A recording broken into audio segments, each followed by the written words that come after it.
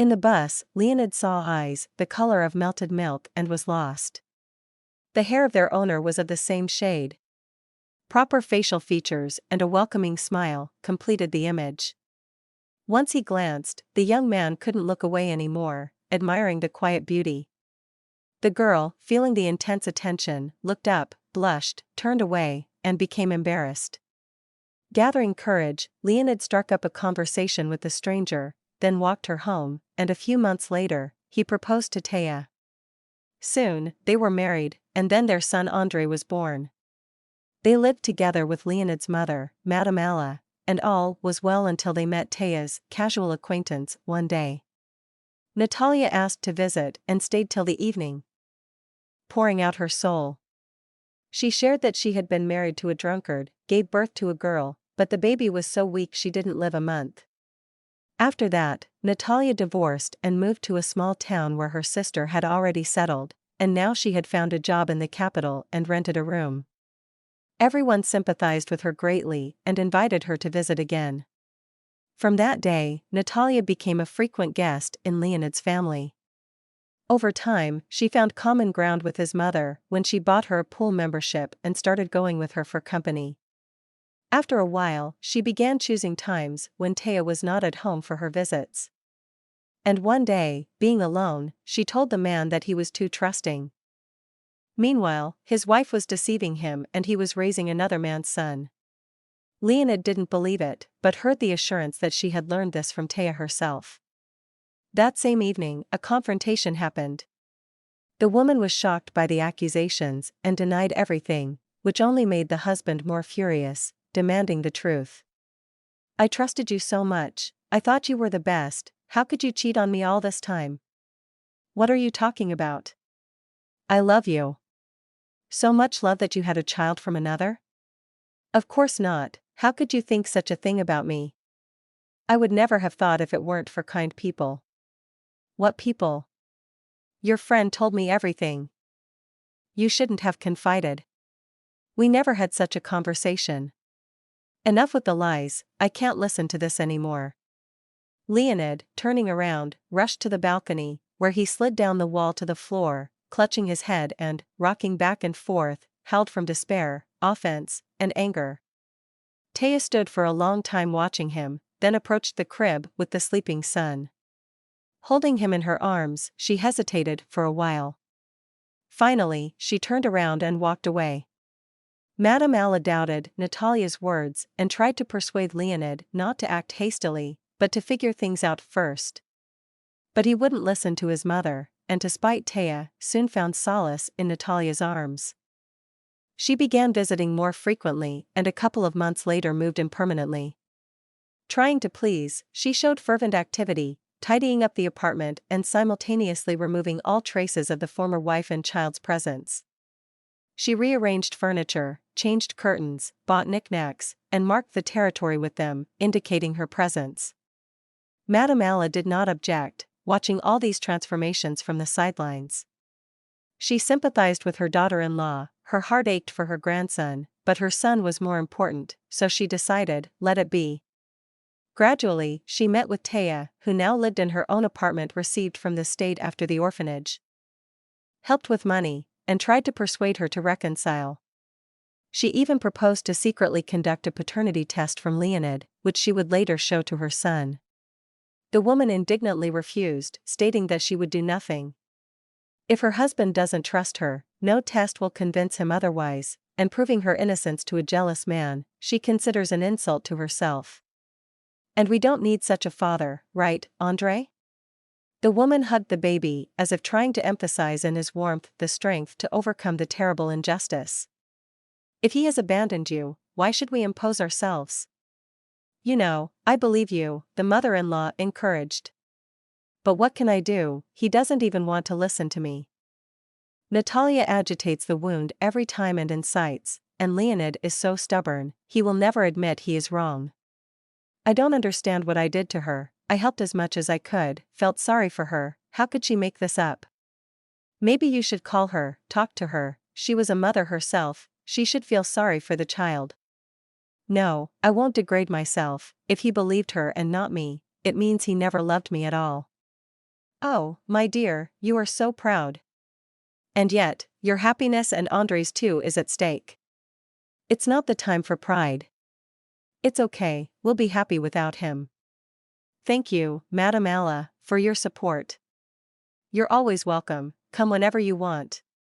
Taya restrained herself with all her might and did not show how hard it was for her. Not wanting pity, she proudly held her head high and never complained about anything.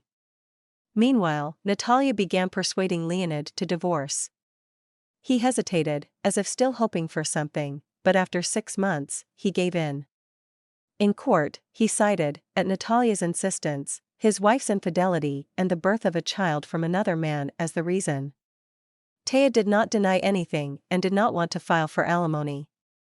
She was very depressed but held back her tears to not please her rival, who smiled triumphantly. Andre reached out to his father, but he frowned and turned away, as if not noticing him.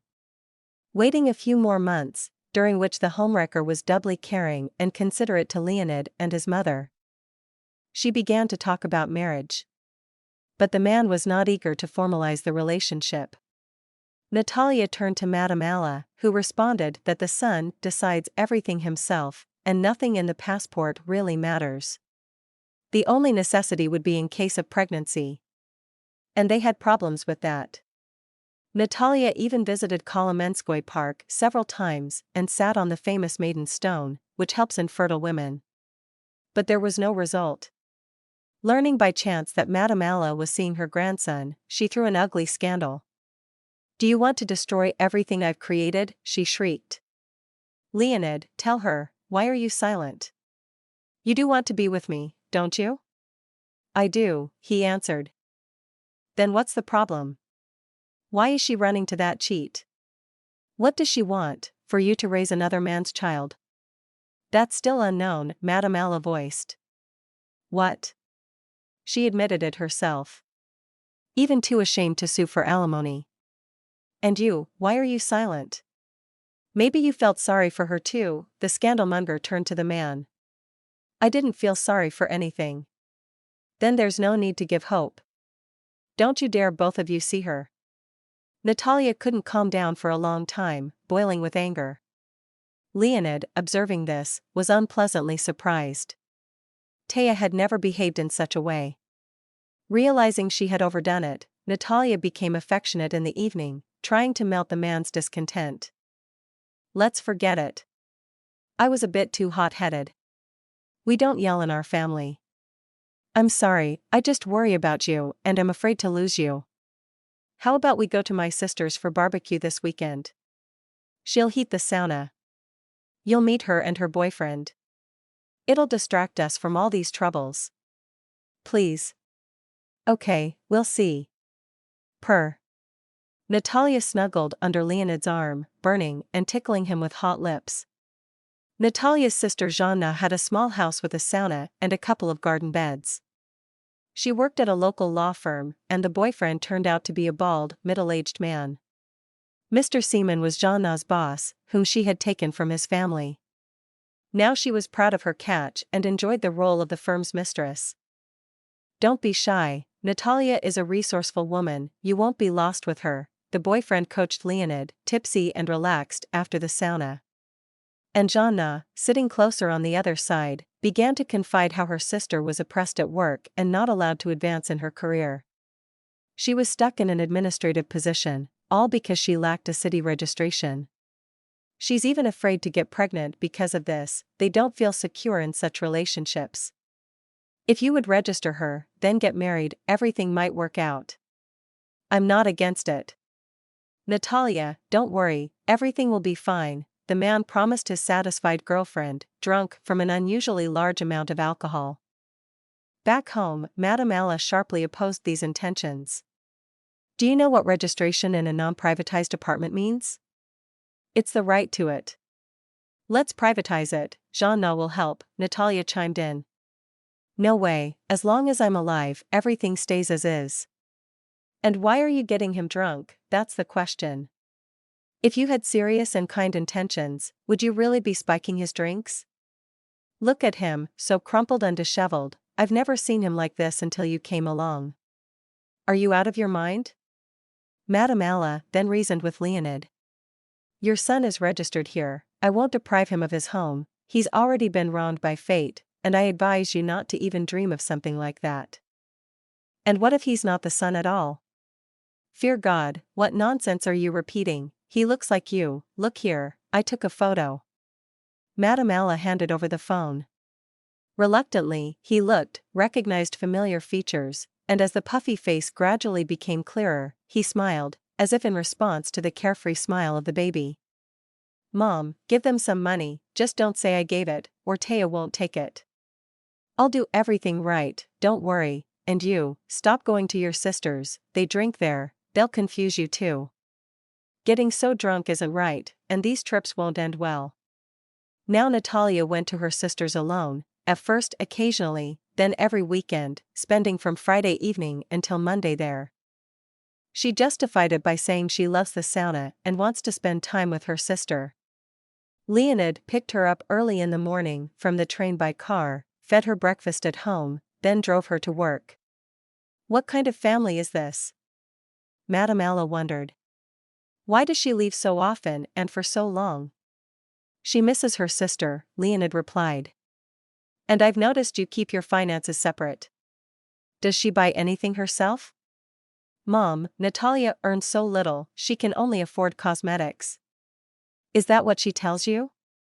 And you believe her, my naive boy. If only you hadn't believed her once, we could have avoided so much trouble. Mom, don't start.